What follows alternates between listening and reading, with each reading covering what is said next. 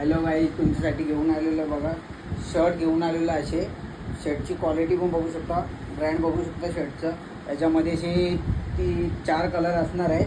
तुम्हाला मी दाखवतो 4ही कलर. हे 4 कलर आहेत. तुम्ही शर्ट बघू शकता. शर्टचे असे 4 कलर आहेत. असा व्हाईटमध्ये कलर असणार आहे.